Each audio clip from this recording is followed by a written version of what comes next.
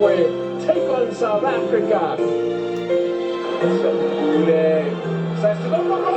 Almost got the better of the Ruby.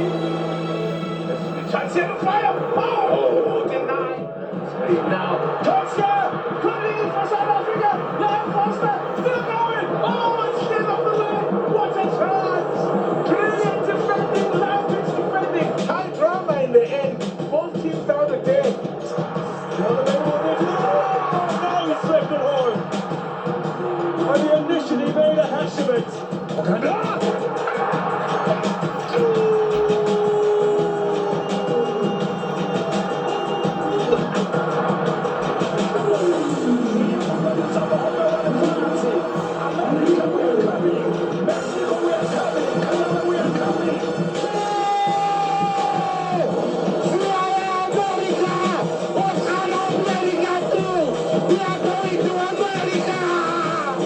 I mean, we knew what Saleh can do, so he's giving us that. We can even see that's why we started with the same lineup against the Galaxy, because we believe in this team. Although we had the opponents on the back foot for the majority of the game, I felt that we didn't control the tempo of the game. I felt that there were too many transitions in the game. It was a game of many turnovers today.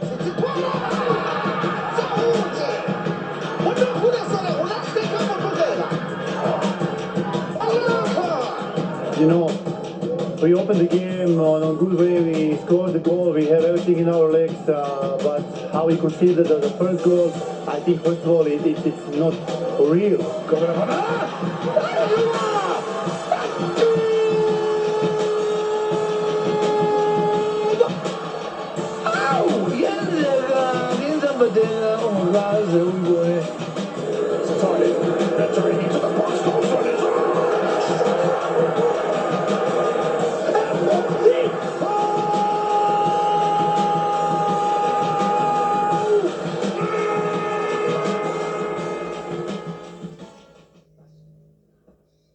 Good evening, football fans. This is Extra Time. I'm your jersey number 10, Thomas Mlambo, and the show we've got in store for you today is a celebratory one. Yes, South Africa are going to the World Cup, and we'll talk a little bit about what took place in terms of that qualification and what made it possible on the field. And then the Betway Premiership is back, so we will talk about some of the spectacular matches we saw over the weekend. Important results. Magesi getting their second victory of the season, and there were some really, really impressive goals as well. So let's get into the conversation, and as usual, in studio to tell you their views on what's what, I want to talk to a man who was at the World Cup in 2010. His defense with Bafana, not great. The worst defense in the league. So hopefully in that World Cup group, 5 goals conceded, Matthew, for Bafana in 2010. We need better performance now in the USA, Mexico, and Canada. Please, if you can speak to that defense now, you have the experience from 2010. Oh, myself and Sia Sangweni were sitting on the bench. We had nothing to do with it. So. Oh, now you're taking yourself out. You are supposed to be pushing the defense to do better in training. Yeah, but what's it like? Like, what's that like? Well, you know, the going to a World Cup. Well, going to a World Cup is the best feeling in the world for a professional. Getting a chance to perform on your own doorstep is even more special, because it just doesn't come along that often, you know.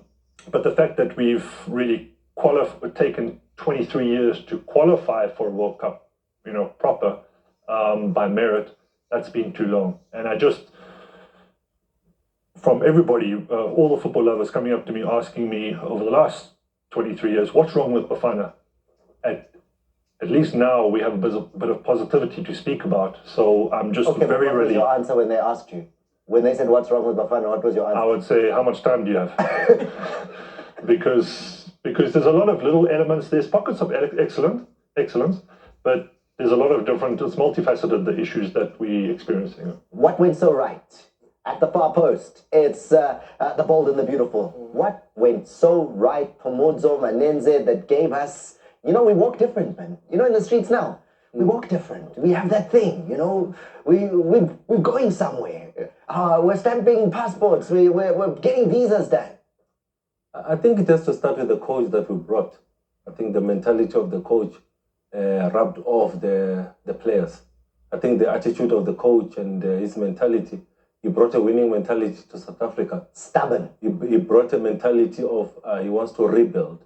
And for the longest time was stubborn with young players, saying, I'm not going to select anyone that has achieved a lot in his career. I want the young ones that I will work with to be able to go and achieve. Funny enough, when I think about his first squad that he selected, the likes of Mahopa were in that first squad for Hugo Bruce, and he has stuck with him. That's just one example for Hugo Bruce. And I think coming from Cameroon, having won the AFCON with Cameroon, with Bafana coming third, that winning mentality was starting to build in our national team. There are those who say the coach doesn't play. So, I mean, you're going and telling me the coach has been the fundamental difference. Coach doesn't play. Players play. Yeah, if the coach doesn't play, then you've got the likes of Ronald Williams, who has been ever present for this Bafana team. His leadership qualities second to none. You look at Mokoena in that midfield, the heartbeat of that midfield. Of late, Mbokazi comes in at centre-back. Lyle Fosler up top becomes key. There's been a lot of injuries. Tembazwani gets injured, but he finds a solution in Tito Maswanganyi. Tito Maswanganyi gets injured. He finds a solution in Sipombule. The pool of players that he was selecting from and the balance that he got thereof, him being able to bring players that, you know what is nice about this Bafana team? You look at Mokoena, Olympics. You look at Mahopa, Olympics. You look at those players, they've played at the Olympics, they've played at AFCON and done well. And these are players that are graduating into the senior team. Mojo's getting closer and closer to my point, and a large dose of credit must go to the Bet Prem teams that have played on the continent.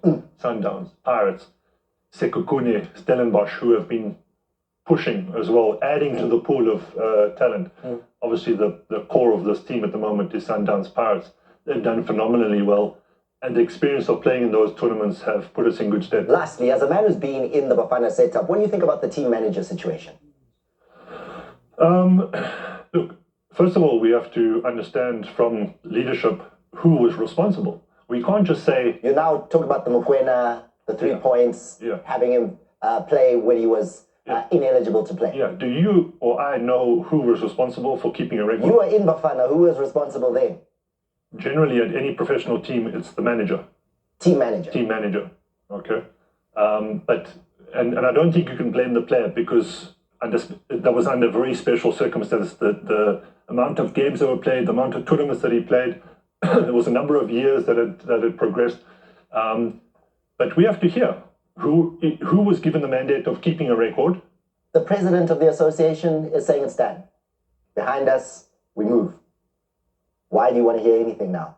We've been told, we move, it's done. Well, that's setting a very bad precedent, because that mistake, whoever made it, because we don't know, almost cost our national team 200 million rand.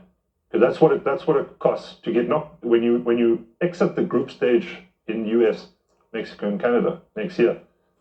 You receive $9 million at least. So that's the type of mistake that we can't afford. Hey, I didn't know the man. You see, Matthew, putting it into a perspective that we can all understand. And there we go, in the center of the park, wearing the blue. It is our referee, our resident referee on Extra Time, Daniel Bennett. And now we call it like Bennett. You know how we do like the whole Bennett like Beckham thing. Call it like Bennett. Mr. Bennett, good to have you back. How are you? Very good. Nice break a couple of weeks ago, because you weren't with us on the last show. Yeah. And we did take note, eh? Okay. It's been noted. That's a yellow. So you're on one. The second one, we will keep a note. Otherwise, tell me something.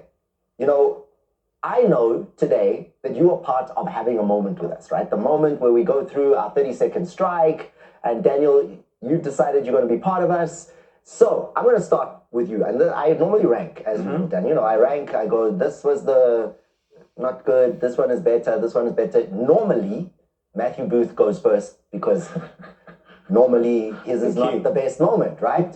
But today, I think he's cheating. So he may move up the order a little bit, which then brings you into the equation, Daniel. Unfortunately, please call it like Bennett on the 30-second strike.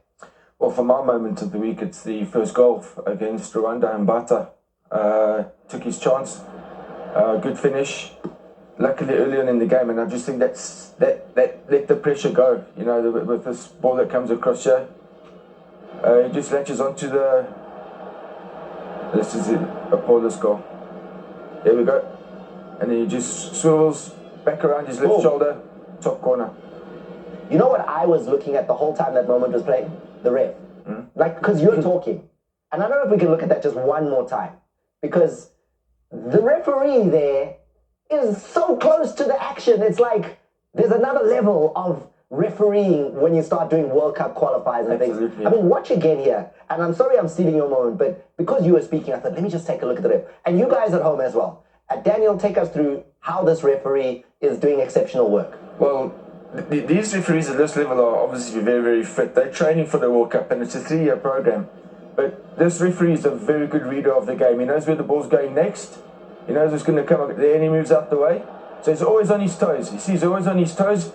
If you're on your toes, you've got a lot more ability to move, and there he comes across. That's proper, eh? Hey, he's on his toes. Yeah. It's like he's waiting to receive the ball. I'm like, very important, yeah. You can't run flat-footed, and the guys will know, especially Pamunza as a striker, to get pace, you need to be on your toes and just get on your... So if we grab your old refereeing footage, we'll see you on your toes. Absolutely. Don't make us do it. We'll look. However, let's go on. So there's a 30-second strike, and yeah, great refereeing as well, right on the action. And Mbata starting things off. Bafana at that point looking very promising to go to the World Cup. And then the next moment, and now I've got to give you guys a little bit of an insight at home, because they didn't want to show me Pumuzo's moment. He doesn't want to show me. He doesn't want me to know what it is. So I don't know where to put him on the rankings. So I'm going to go next, simply because I don't know. And he says his moment is so fire. So let me leave that with you. And I'll go with this strike. And again, I'm going to the Bafana game, and I'm going to a man who's been so important to Bafana. His assists have been valuable along the road. And then today, in that match against Rwanda, the build-up, beautiful. Bafana on fire. And then it is Oswin Apollos with the unbelievable finish under his leg, Shia. Then he gives it to Makopa, who sets it up beautifully with a world-class assist. And the finish is absolutely sensational. The coach's hands in the air. That was brilliant. And that, for me, that was the moment that confirmed it. 2-0. I see.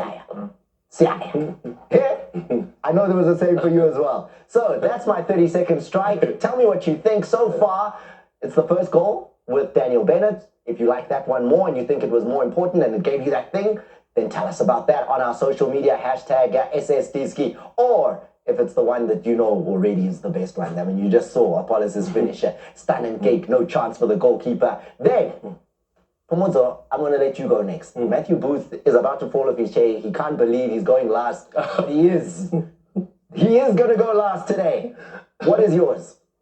When you look at the bold moment of the week, it's a combination of Daniel Bennett and also Thomas. That's Mbata scoring in the DDC level. He did not only start this at professional level. That is Mbata finishing. That is Apollos movement and finishing. That's another player that is playing at Bafana at the moment. And lastly, the man that scores the final goal that makes sure that we are going to the World Cup is Evidence Mahopa. Now here at DSTV, we're celebrating 11 years of Diski football. And these young players, they all come from the Diski. And that is called the Reserve League. And those players, I don't only know them now at Bafana, I know them from the DDC. That's the bold moment of the week.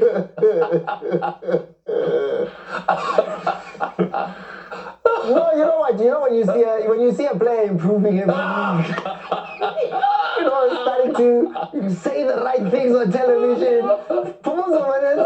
What a moment! I'm impressed. No, I'm impressed. No. Am I gonna let things fall off your nose? No, that one was nice. Fire. No, I like that. Fire. No. That was good. Matthew, hey, now, because that was pretty good. The delivery was good as well. So now, Matt, the bar is here. And for the first time in extra time history, Matthew Booth's 30-second strike. He goes last because he says his one is the absolute best one. Matthew, please, there can be no doubt. Is yours. There can be no doubt. I had the quickest fingers on the group. Obviously, after 23 years, this is a a fantastic moment for the nation of football lovers. What Hugo Broos and his staff has done has been absolutely phenomenal. When he first arrived, he had a few hiccups, but he slowly, he was given time by SAFA to settle. He took largely a Sundowns team to AFCON. Orlando Pirates have now also started to dominate that squad. Both teams doing phenomenally well on the continent. And we're traveling next year. So this is what we all want. We want to be able to gauge where we stand on the international stage. And this is just awesome. The Midnight Express as well. I know everyone talking about Hugo Broos, but whenever you see Coach Hugo Broos in a stand watching the Betway Premiership and PSL football, right next to him is the Midnight Express. Tell them, I spoke about Hugo Broos and winning mentality. Having won AFCON with Cameroon. His assistant coach in Helman Mkelele won the AFCON with Bafana Bafana. He was also part of the Champions League team with Orlando Pirates. So we're talking about a true legend of South African football. That was the right-hand man to Hugo Broos and make sure that we get back to world stage. We're talking about the World Cup. He was also playing for Bafana Bafana at a World Cup stage. So what a man to be the right-hand man for the coach to make sure that we get back to the world stage. And it's important when you haven't won something in a long time, it's important to have a personality like Helman there, who's done it all. True inspiration for the players. There you go. So we've given you the 30-second strikes. It's time for you to give your perspective.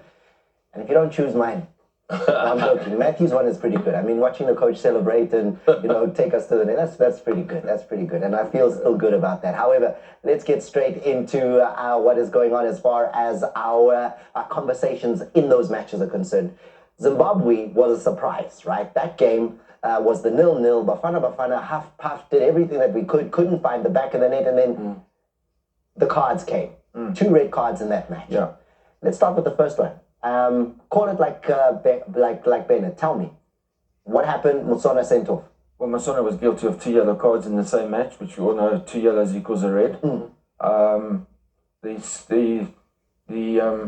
is the first one where he deliberately throws it or tries to kick another football. Oh, that ball that he kicks on the ground kick another football to hit the other ball to distract the South African players. So the referee correctly allows advantage. You almost score, we hit the post, and comes back and gives Musona his first yellow card for unsporting behaviour. It's interesting. There are 2 balls on the field.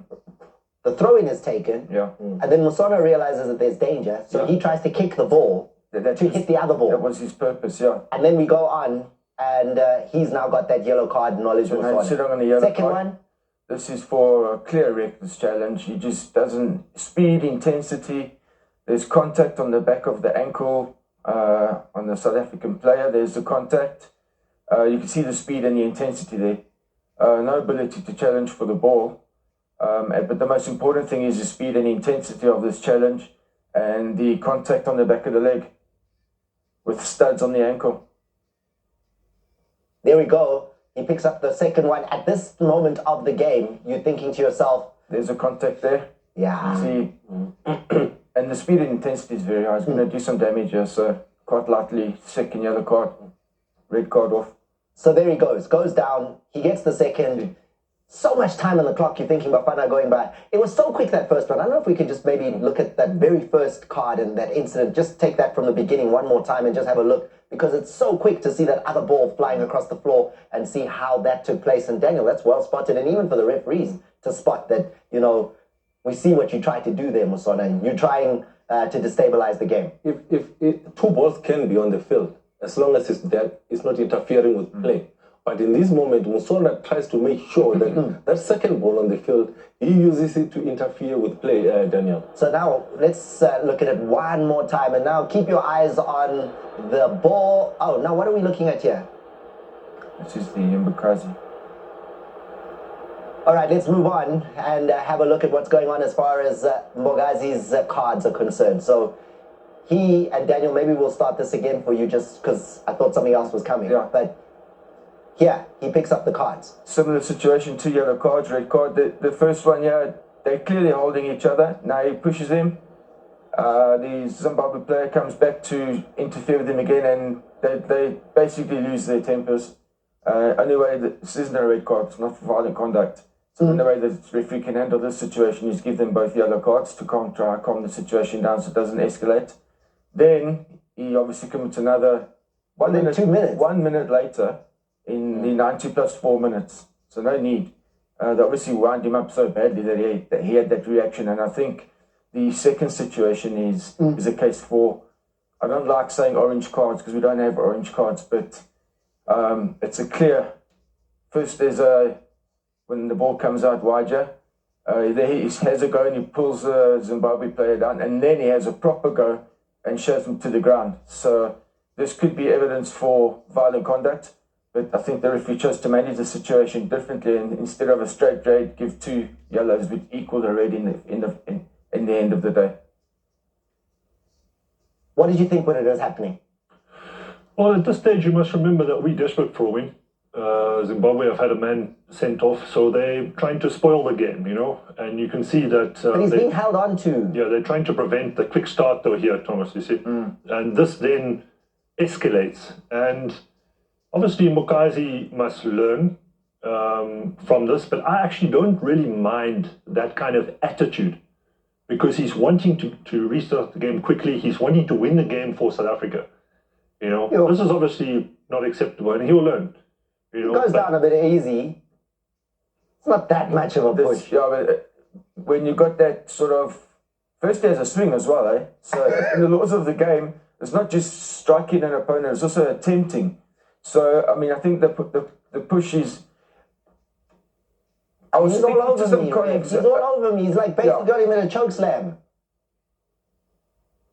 That's why they got inside his head. That's why he's reacted the way he has. But like Matthew says, he will learn from this, because we don't expect this type of behaviour in football. It's an excessive push. It's also near the throat as well.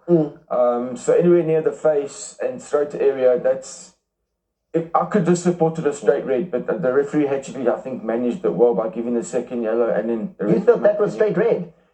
If it was you. Would you have given it?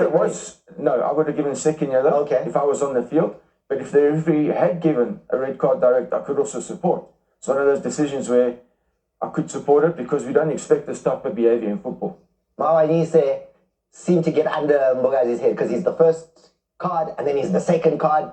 That battle in that 2-3 minutes of football, getting Mbogazi red carded. I think a correct call, and I'm with Matthew to say he will learn from that experience. But what was key for me, what is funny is as soon as he gets his second yellow, Matthew, he wants to complain. But Ronwen says there's 30 seconds left, move out of the way, he puts the ball down, and he wants to restart. And that's the leadership that you have to say, no, don't waste any further time. Let us restart the game a little bit quickly from Ronwen Williams. And I thought that was leadership to say, it's done, boy. We can't change it. Let's try and get the ball forward and try and get a goal. Ndeleni Nkota, they're saying that Thomas, he's going with my moment, the one just before that, as far as the tweet coming up saying that Matthew has outsmarted me. Keep them coming and give us your views on what has been taking place as far as this is concerned. So now, let's look at the game that takes us to the World Cup, and that was the match against Rwanda. It became critical. A victory was needed. It wasn't even in our hands anymore. It needed Nigeria also to beat Benin.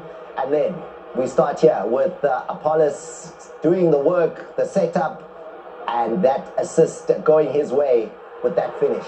Yeah, very happy for Mbata. And I think if I can be slightly critical of the Zimbabwe game, Bruce started with Mokoena and Sitoli, and then changed Sitoli or Obas for Sitoli. So I think that was a little bit negative considering that we were playing at home but away from home. And then here he tweaked it and he put on Mbata alongside Mokoena, and Mbata gets forward very, very well, you know, on the edge of the box, and this is what he's capable of. So much more attacking stance, a much more aggressive stance, knowing that we have to go for the 3 points, and boy, do we put them to the sword.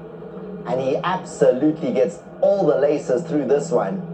Fiakre Ntwali, there are those who feel like maybe could have done better there, the Kaizer Chiefs goalkeeper. Yeah, body behind the ball, I think that's the basic of goalkeeping. But the power was very good from Mbata.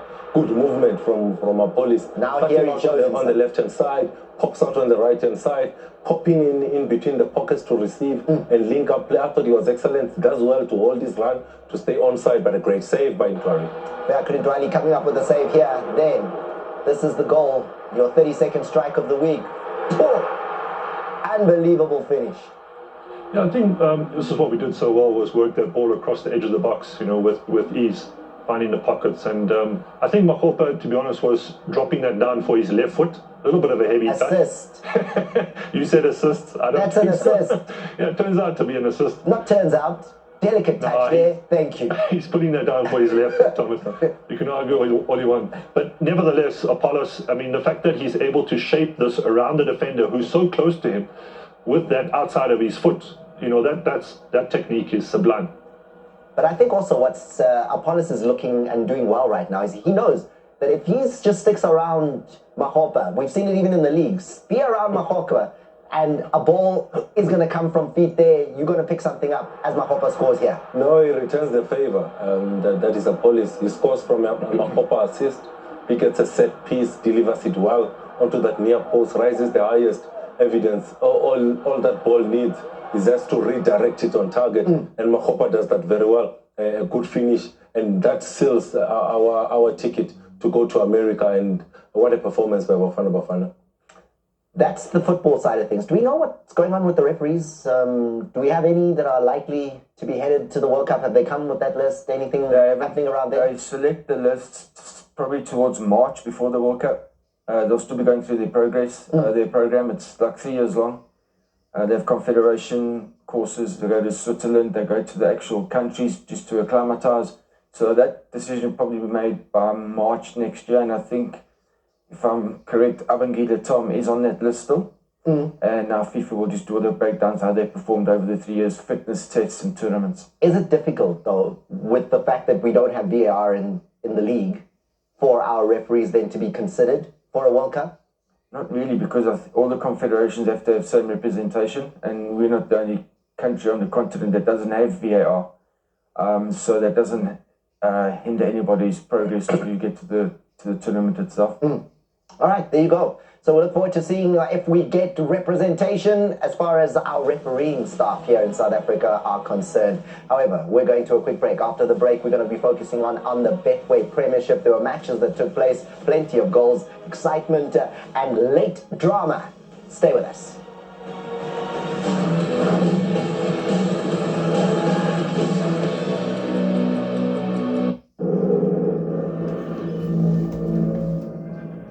Become measurable metrics, but ultimately saves are a keeper's currency. Often the unsung heroes. This season the men in goal have made quite the impact. Kenyan Brian Bwire signed for Polokwane City last season, but with the dawn of the 2025-26 campaign, he became the undisputed number one. It might not have been the best start to the season for Rise and Shine, but Bwire has been immense. In 9 games he's conceded 5 goals and racked up an impressive 4 clean sheets. There are 4 players with 5 clean sheets to their name. With 10 appearances, Ronwen Williams has featured the most amongst the goalkeepers. The Mamelodi Sundowns captain has conceded 5 times this season and has been unreached in 5 games. His penalty-saving exploits have also come to the fore. It's often said that goalkeepers get better with age, and Darren Keat is proving this true. The former Bafana Bafana international has been a revelation for Durban City and has been a key figure in their stunning start to the season. In 9 games, the 36-year-old has kept 5 clean sheets. Kaizer Chiefs had a spectacular start to the season. They picked up 4 wins in their first 5 games of the season, and most impressively is that Brandon Peterson went unbreached in that time. The Amakosi stopper has 5 clean sheets in 8 games this season. Leading the way is the reigning Betway Premiership goalkeeper of the season. Sibu Chain is the undisputed number 1 at Orlando Pirates, and after starting the season with back-to-back defeats, many feared the worst. Instead, Pirates rallied with their defensive solidity a standout feature. In the Betway Premiership, Chain last conceded in the defeat to Marumo Gallants on August the 12th, while the last time he conceded a goal across all competitions was on the 23rd of August, when Ikram Reynolds scored for Mamelodi Sundowns in the second leg of the MPN8 semi-final. Across all competitions, Pirates haven't conceded in 8 games. China's record in the Betway Premiership stands at a highly impressive 5 clean sheets from 7 matches. Agility and reflexes are par for the course, but the best keepers possess qualities which make them indispensable and crucial to their side's successes.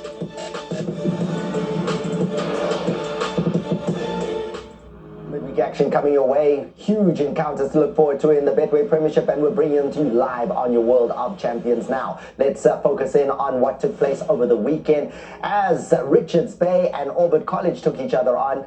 direct football doesn't come more than the first goal that was scored in this game. Yeah, that's right. And when you're fighting to get out of the bottom end of the league, I don't have a problem with that, where you go slightly more direct.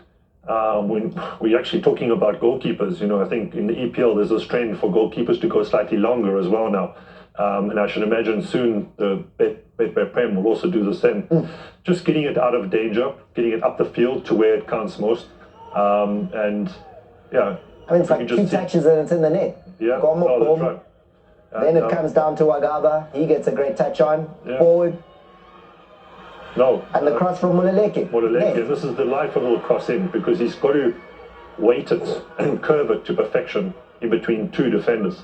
And so that little pass is everything. The fact that he gets in behind, but then does all the work to get that nice little curled pass in on the right weight is brilliant from him.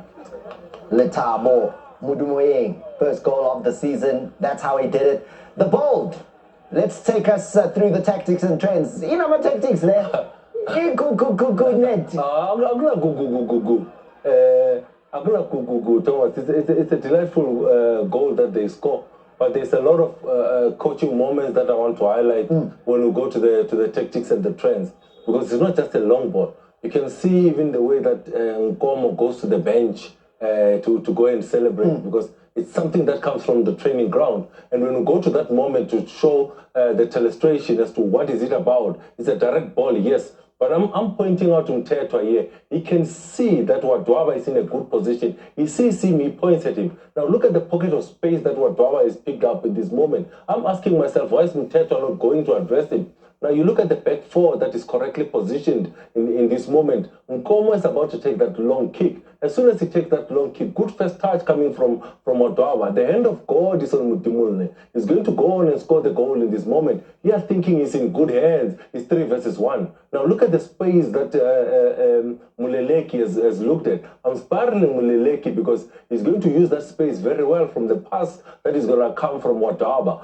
It's a good pass that comes in. As soon as that pass comes in, he knows one thing, Mutimule, that they've worked on this. As soon as Muleleke goes wide, he's going to put that ball in the penalty area. That is the space for Mutimule to be able to attack. It's a delightful ball that is brought in. First time finish, puts it in the back of the net. It's a well-orchestrated goal from Orbit College. But I still say, from a goal kick, you should be organized a lot better. Mtetwa does see him, he does not address him. That's the big question. There was maybe a look at saying down the line when that pass goes offside. It's behind the ball. Huh? It's behind the ball. Yeah, no, I see it. But I'm just saying, Mr. F, you're comfortable? Yeah, behind the ball, absolutely. Obviously, we all understand that. No, we don't. What does that mean? Well, you can't be in an offside position if you're behind the ball. You have to be closer to the goal line than the second last opponent, defending player and the ball. So the fact that he's behind the ball rules out offside. Just for those statos out there as well, when Opta generate or when they derive what a long ball is, it's anything that's above 32 meters or 35 yards. Did that count? Yeah, from the goalkeeper, that's considered to be a long ball. Yeah. Long ball over the top. That's how the game starts. And at that stage, you're thinking, okay, well, the home side are doing the business here. However, let's take a look at what happens next. And I need you to take me to the tactics and the trends. Are we going to go look at that second goal? How Richards Bay get that goal? You can understand that Orbit had not won a game away from home, a little bit nervous. When we go into the moment, look at what they've gone into. They've gone into a 5-4-1, trying to defend their lead. And the one striker, Wadwaba, left all alone. But what Mtetwa does is he plays the ball into the structure. Look at how they're trying to press and force Richards Bay to go wide with that 5. Now, what they do well is they press. They outnumber Richards Bay. It's 3 versus 2 on the line, but they don't manage to win the ball. As soon as it's rotated back, they're supposed to push up. They don't do that. Now I'm going to put the hand of God on Lox Mutizo. He's very clinical in the box, and when he moves into that box, look at that space. We had shown a 3 versus 2 in that moment. As soon as the ball goes back, they leave that space. Richards Bay goes back into that space to use it. It's Ndelu with an educated ball into the box. It's 3 versus 2 in that moment. You expect Orbit to do well in that moment, but he's a sniper. He's an international for Zimbabwe. He knows how to position himself in the box. He does well, gets to the near post, he gets that flick. It's a great goal. That defense doesn't see Knox, though. I mean, there's never a moment in that entire build-up where you see someone look over and glance and say, he's right behind me. No, well, you don't in that situation. It's all eyes for the balls because the ball is in the corner. So it's very difficult to turn square and to look over your shoulder. But that's what knocks feeds off, likes of Bradley Grobler as well. They position themselves so well off the shoulder, guessing correctly where the ball is going to end up, and then they attack. And it's very difficult to defend a striker with that sort of skill and movement. No one sees him, and the ball ends up in the back of the net. Back on level terms, this one. But there was still a final twist. And this final twist needs it to be called like Bennett, because when it goes in, Daniel, I'm like, okay, great, Salinga scored, fantastic, great for the player himself. And then it needs you on a Monday to tell us, Yeah, this is obviously in contrast to the one we discussed earlier, where now the attacking player, Saling, has gone too close to he's on the other side of the defending player, closer to the ball than an opponent, and this time, as the ball gets knocked in there, clearly offside position. We can't even consider overhanging legs or whatever, because it's clear, and the goal should have been obviously disallowed for offside. Now, play. Let's look at the assistant referee there, because he's killed by the back heel.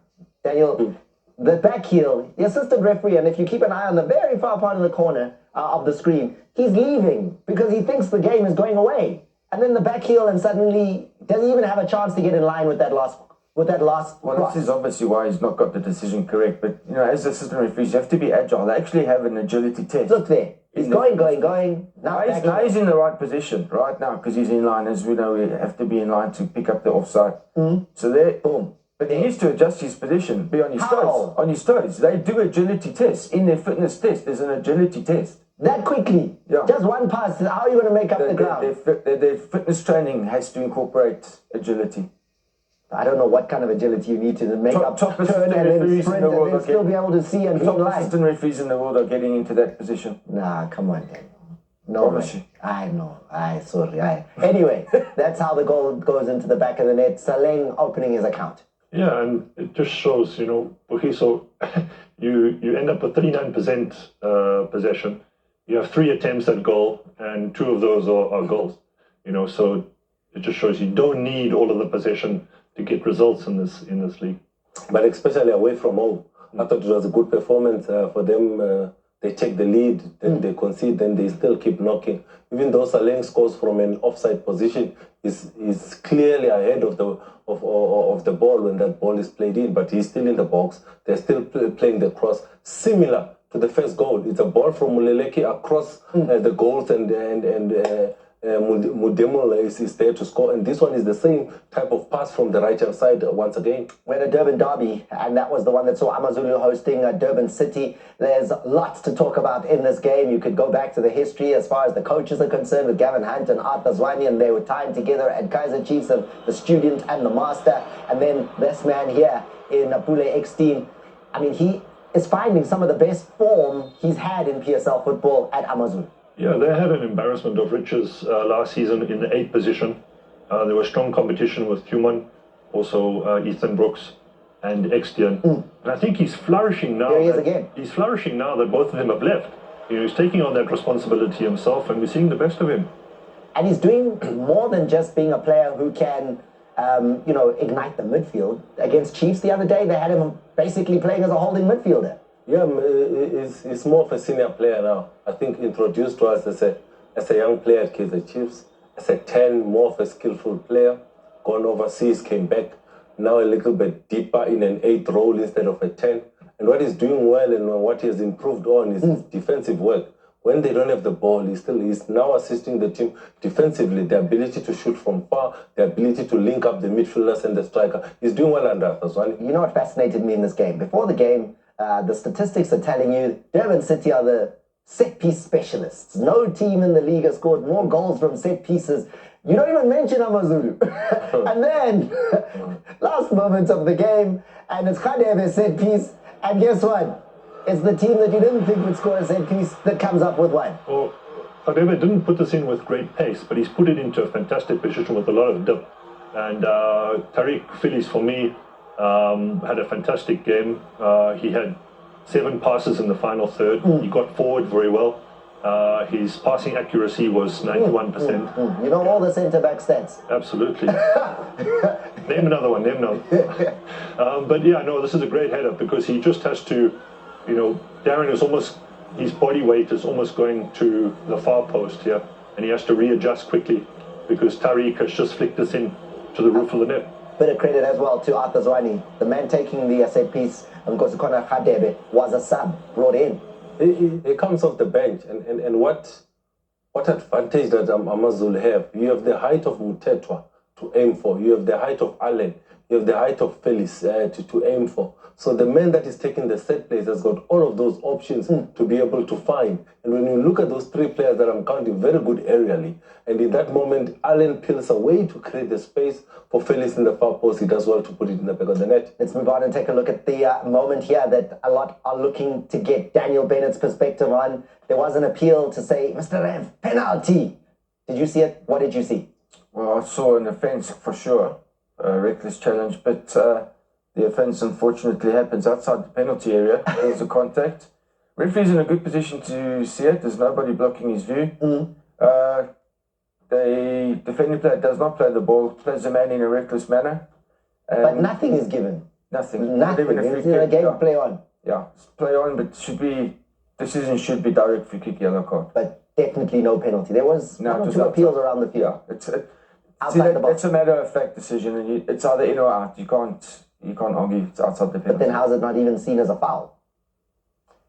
Like I said, the ref is in a good position to see, but I don't know, maybe lacks of concentration, maybe some outside, because they talk a lot in the comm systems, so they can also distract them a little bit. So all that talking and communication in here can sort of take your eye off the game. So that's the only reason I can think he missed that decision. All right. Saw a tweet there just come up that said that they didn't think that Saleng was offside. Daniel Bennett just told you it is offside. You have to listen. He called it, like Bennett. We're going to a quick break. After the break, we continue with the Betway Premiership action. Into the game, having only one victory this season. They'd beaten Swelele earlier on in the season, and they were up against TS Galaxy, who this season, only Mamelodi Sundowns had scored more goals then. So it looked like it was going to be a hard day at the office for the home side at the Seshego Stadium. Ndamani, number 25, in the white jersey, the Bafana defender. Matthew, make excuses. No, I can't in this instance. Only for Magesi's attack, really. They should really have done better here. This is quite comical, and we've got to be putting these types of chances away with authority, with no shifting of blame. The responsibility is given to somebody else. There's very good pressing here, not once but twice. A little bit sluggish from Ndamani, but here, passing this ball off instead of shooting with his left in the first instance shouldn't have been the case. Sibanyoni doing well. Mosadi with the final attempt. It doesn't end up in the back of the net. An escape there for the defense of TS Galaxy. Now, the goals do come. And the younger Mlambo brother, he is looking so good this season. He's got 7 goal contributions, has Celebratory Mlambo. I think a well-taken set piece from Ditejan. The understanding is growing with every game that they're playing together. You're looking at Mlambo in this instance, uncharacteristic with him finishing with the head. He's usually a nippy player that likes to receive the ball in behind and use his pace to go past players. That's the reason why Magesi leaves him unmarked in the far post. They're thinking he does not have aerial threat, but he's the man that gives the lead to TS Galaxy. Well taken, jackknife technique, just lets it bounce just in front of the goalkeeper, making it difficult.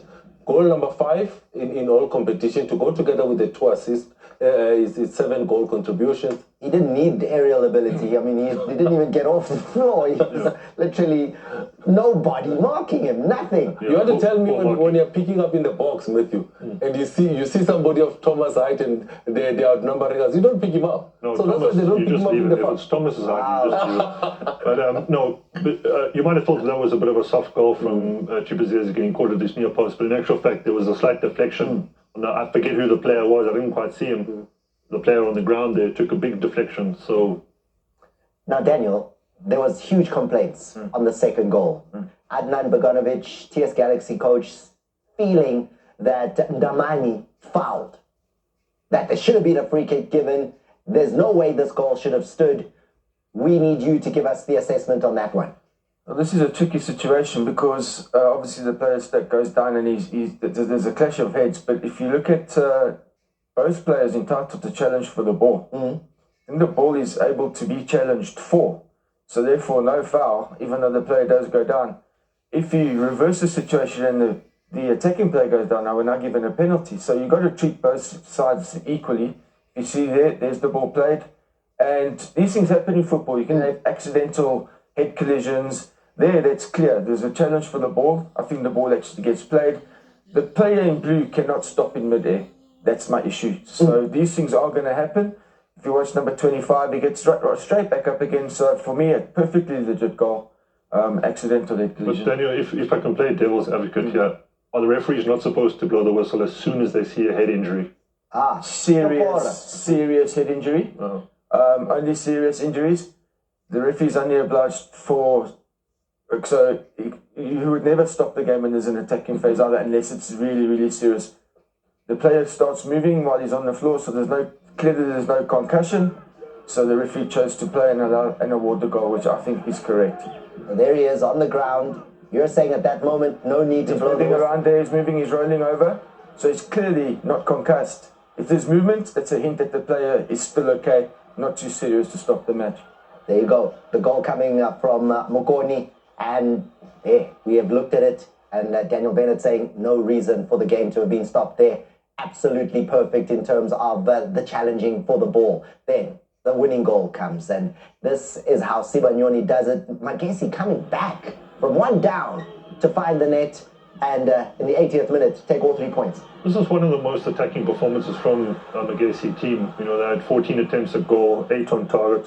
You know, and Sibanyoni had a XG of 0.66, so well deserved. You know, he's at the back post waiting for the ball to sneak through a group of defenders, and he finishes it with a plumb into the roof of the net.